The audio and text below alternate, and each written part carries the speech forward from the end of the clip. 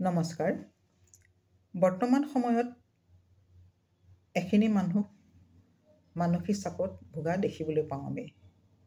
হয়তো তেওঁ ব্যক্তিগত কাৰণতো হ'ব পাৰে, সামাজিক কাৰণতো হ'ব পাৰে বা ঘৰুৱা কাৰণতো হ'ব পাৰে।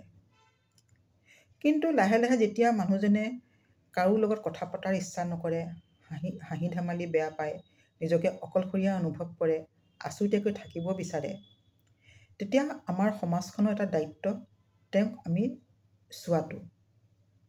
তাতোকৈ প্ৰথম দায়িত্ব হ'ল ঘৰখনৰ। ঘৰখনে তেওঁক চাব লাগিব যে তেওঁ কিয় এনে আচৰণ কৰিছে, আৰু ততাতৈয়াকৈ চিকিৎসকৰ কাষলৈ তেওঁক লৈ যোৱাটো। কিন্তু তাকে এইখিনি মানুহে নকৰে। কিয় নকৰে জানেনে? কাৰণ সমাজৰ ভয়ত। তেওঁক জানোচা পাগল বুলি কয়, হাঁহিব তেওঁক, বা সমাজে তেওঁলোকক এঘৰীয়া কৰি ৰাখিব। গতিকে সেইখিনি ভয়ত তেওঁলোকে চিকিৎসকৰ কাষ নাচাপি জৰা ফুকা কামত লাগি যায়। তেওঁলোকৰ বিশ্বাস কৰে যে জৰা ফুকা কৰিলে তেওঁ এদিন নিশ্চয় ভাল হ'বই।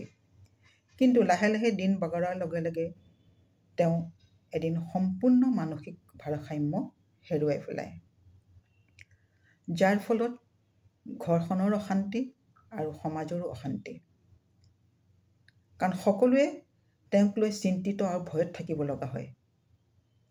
এনেধৰণৰ কিছু অভিজ্ঞতাৰে এখন গ্ৰন্থ লিখি উলিয়াইছে সাগৰিকা চেতিয়াই।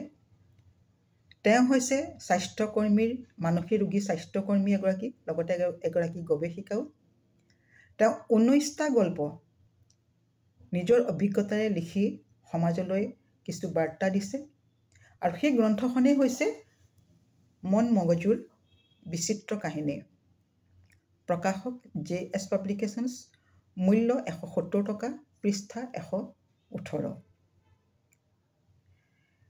তেওঁ দৈনন্দিন জীৱনত যিখিনি ৰোগী পাইছে, সেই ৰোগীখিনিক লৈ মনতে এটা কাহিনী সৃষ্টি কৰিছে, কাল্পনিক কাহিনী, আৰু কাল্পনিক কাহিনী ৰূপেৰে সমাজলৈ বাৰ্তা দিব বিচাৰিছে, যাতে সমাজখন সুস্থ হৈ থাকে আৰু সজাগতা সচেতনতাৰে যেন সমাজখন পৰিচালিত হ'ব পাৰে।